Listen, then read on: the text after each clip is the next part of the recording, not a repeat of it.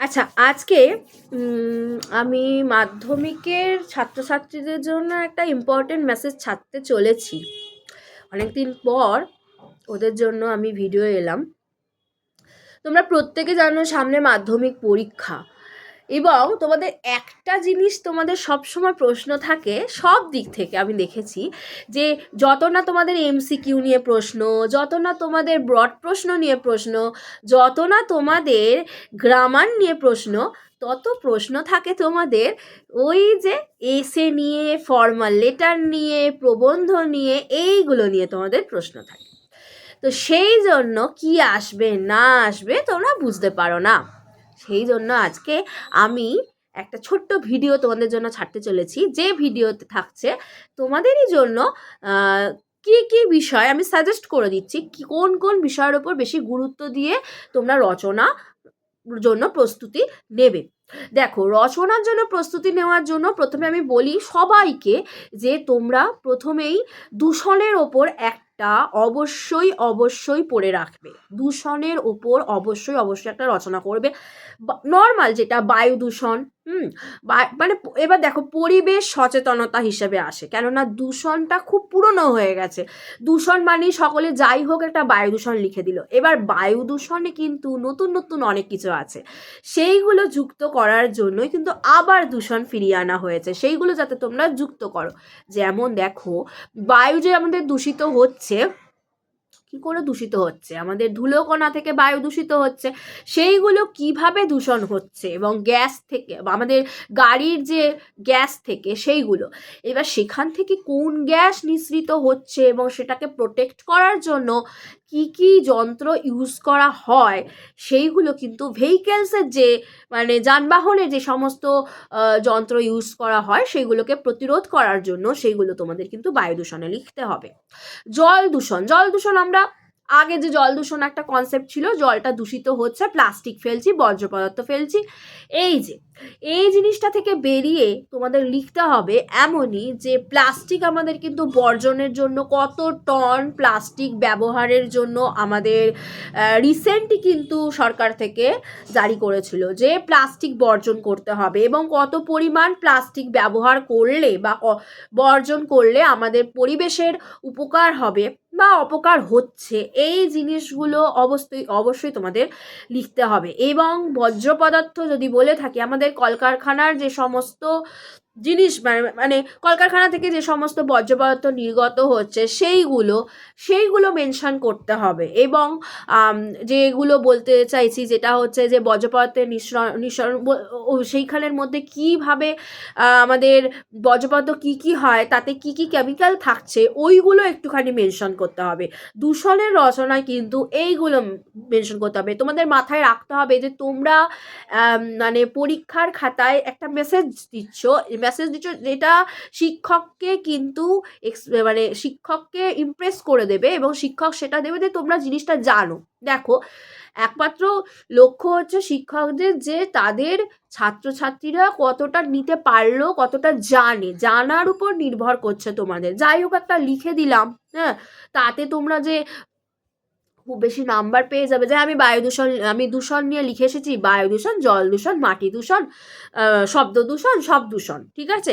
কিন্তু সেই রকম দূষণটা আর আগের মতো দূষণ একটা লিখে দিল, সবাই লিখে ফেললো দূষণ এসেছে, দূষণ লিখে ফেললাম, না, হবে না।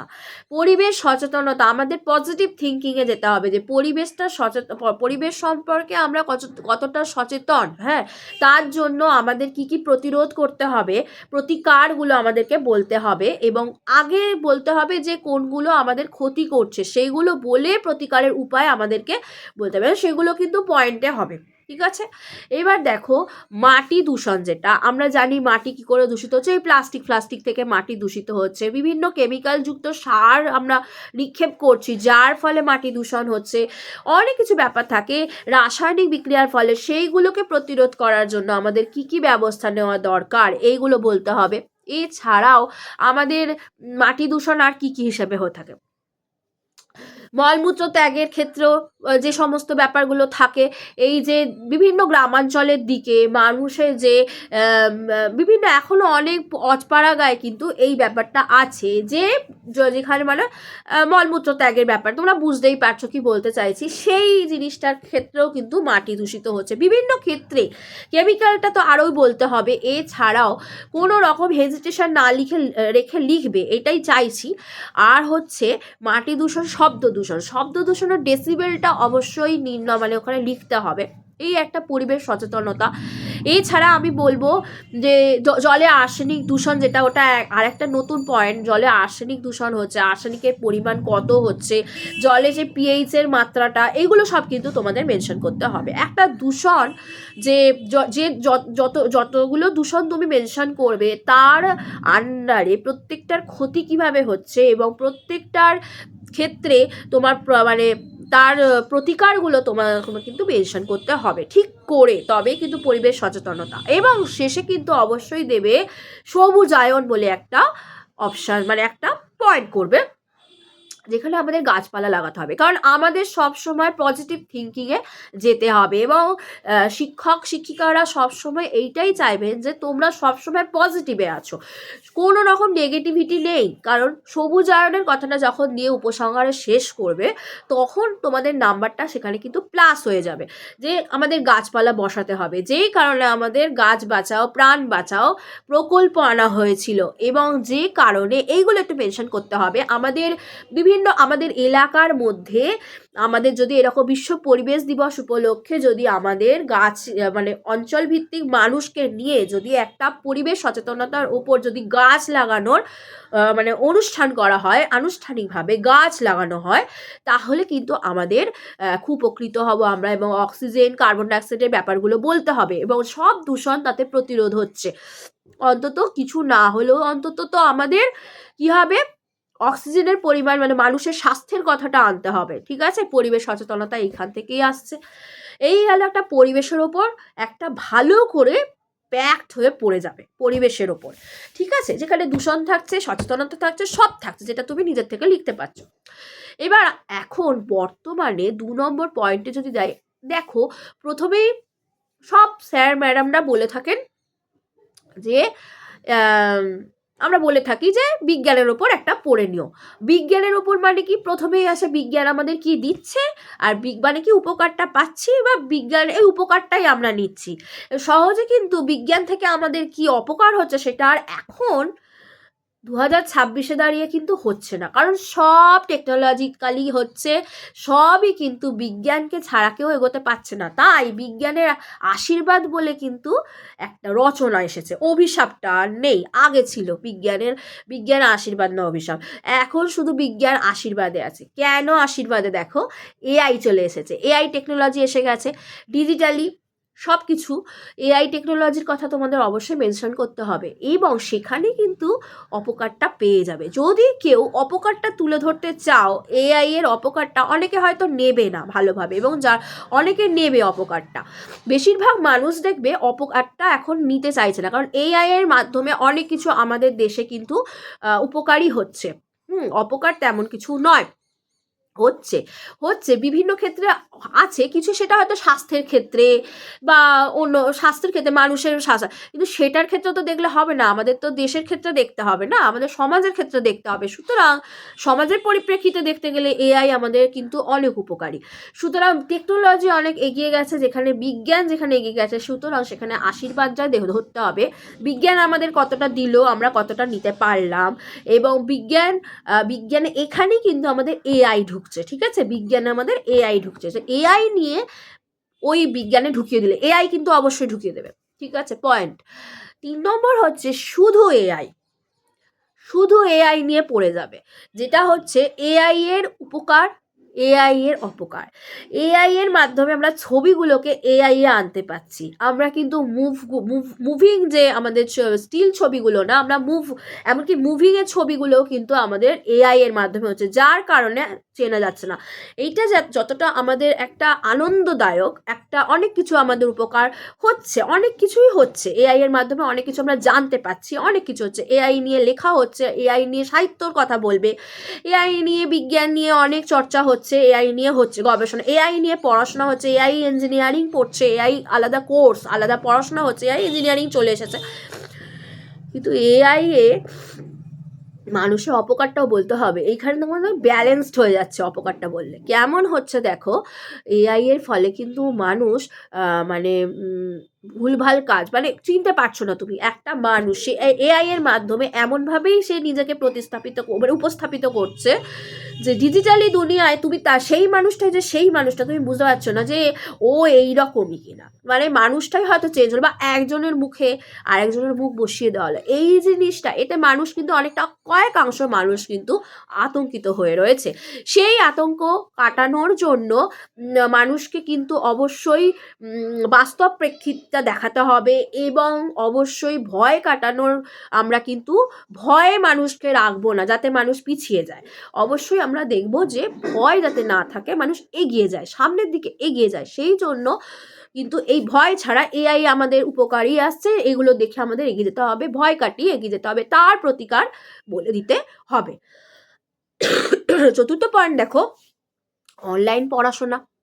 এইটা একটা খুব তোমাদের এসেছিল যে অনলাইন পড়াশোনা, অনলাইন পড়াশোনাটা কি জিনিস না, আমাদের অনলাইন পড়াশোনার সুবিধে না, কারণ আমাদের করোনার পর থেকে করোনার সময়কালীন থেকে কিন্তু অনলাইন শিক্ষা ব্যবস্থাটা গুরুত্ব লাভ পেয়েছে। অনলাইনে কিন্তু শিক্ষক শিক্ষিকারা পড়াতে শুরু করেছেন, তার কতটা উপকারিতা কতটা অপকারিতা এই শুধু অনলাইন নিয়ে। অনলাইনে পড়ানো যাচ্ছে, কিন্তু অনলাইনে অনেক ছাত্রছাত্রী নিতে পারছে না, আবার শিক্ষক শিক্ষিকারাও কিন্তু দিতে পারছে না, এটা একটা ব্যাপার। মানে এটা 50-50% এটা বলতে হবে। হ্যাঁ, অনলাইনে সুযোগ সুবিধে অনেক আছে আমাদের ডিজিটালি দুনিয়ায়, কিন্তু অনলাইনটা সবসময় কিন্তু কার্যকরী হচ্ছে না, সব স্টুডেন্ট কিন্তু নিতে পারছে না, বুঝতে পারছে না, অসুবিধে হচ্ছে, টেকনোলজিক্যালি শুনতে পাচ্ছে না, মাইক্রোফোনের অসুবিধা, এইগুলো তোমাদের বলতে হবে। এছাড়াও তোমার ভিজুয়ালাইজেশনের প্রবলেম, সেইটা মানে মাইক্রোফোনটাই বেশি হচ্ছে, এবং পিডিএফ নোটসের প্রবলেম হচ্ছে, এই সমস্ত মানে বোঝার অসুবিধা হচ্ছে, কেটে যায়, এই যে সাউন্ড প্রবলেম হয় টেকনোলজিতে, এই জিনিসগুলো অনলাইনের ক্ষেত্রে কিন্তু অসুবিধা। সেই জন্য আমাদের এই অনলাইনের আবার উপকারও আছে। অনলাইনে আমরা অনেক কিছু ঘরে বসে পেয়ে যাচ্ছি, টিচারদের আমরা ঘরে বসে পেয়ে যাচ্ছি, টিচারদের কাছ থেকে আমরা আলাদা মানে জানতে পারছি, আমরা বুঝতে পারছি, অনেকে যেটা বুঝতে পারছে, যারা কালেক্ট করতে পারছে, তারা সঙ্গে সঙ্গে সব কিছু নোটস করে নিতে পারছে, তারা পিডিএফ কালেক্ট করতে পারছে, এইগুলো একটা উপকার আছে। তো 50-50% উপকার অপকারে চলে গেল, এটা একটা পয়েন্ট। 5 নম্বরে দেখো, যদি বলে যে অফলাইন আর অনলাইন শিক্ষা ব্যবস্থার মধ্যে পার্থক্যটা কোথায়, এই ধরনের ধরো একটা দিয়ে দিল, তাহলে কিন্তু অবশ্যই অনলাইনের কথাটা বলছো যে আমার অনলাইনে, এখানে কিন্তু অনলাইনে অনেকটা কিন্তু পার্থক্য যদি বলতে চাই, আমাদের অফলাইনটাকে আমরা প্রেফার করব, কেননা আমরা সবাই স্কুল চাই, তাই তো, সব স্টুডেন্ট চাইবে সে স্কুলে যাবে, একটা খেলার মাঠ পাবে, একটা বড় বড় ক্লাসরুম পাবে, একটা স্কুল পাবো, তাই তো। যেমন টিচাররাও চাইবে যে তার স্টুডেন্টরা স্কুলে আসুক, টিচাররা গিয়ে সেখানে পড়ে। সুতরাং সব থেকে বড় ব্যাপার হচ্ছে অফলাইনে আমাদের পড়াশোনাটা আমরা প্রেফার করবো, সেক্ষেত্রে কিন্তু অনলাইনটাকে আমাদের বলতে হবে যে ওইটাই অসুবিধে হচ্ছে, সুতরাং আমরা অফলাইনকে প্রেফার করব। সেইভাবে অফলাইনকেই কিন্তু বেশি প্রায়োরিটি দিতে হবে। এইভাবে অনলাইন অফলাইন নিয়ে একটা হলো।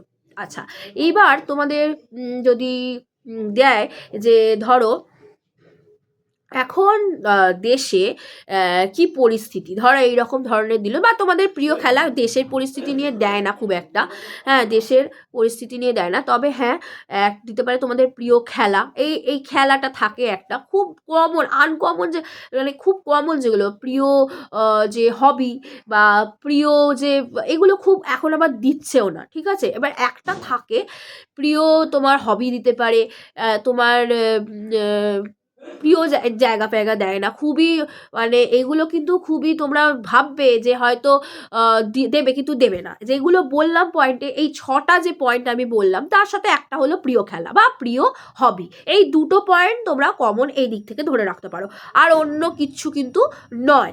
এই টোটাল আমি 8টা বলে দিলাম, এইগুলো যদি তোমরা ভালো করে রেডি করে যাও, বিশেষ করে টেকনোলজিক্যালি রেডি করে যাও, বিজ্ঞানের ওপর আর পরিবেশ নিয়ে যা যা বললাম, তাহলে দেখবে, আশা করছি তোমরা কমন পেয়ে যাবে। আর এমন আসতে পারে এইবারে শৈত্যপ্রবাহ নিয়ে আসতে পারে, ঠিক আছে?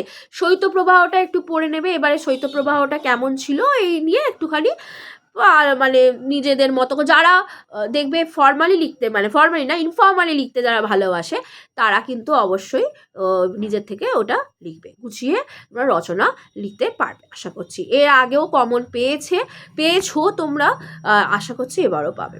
তো ভিডিও যদি ভালো লেগে থাকে তোমরা অবশ্যই চ্যানেল সাবস্ক্রাইব করে বেল আইকন দিয়ে দিও, কমেন্টে জানিও তোমাদের কেমন লাগছে, লাইক করো, বন্ধুদের সাথে শেয়ার করো। আজকে এই পর্যন্তই, থ্যাংক ইউ।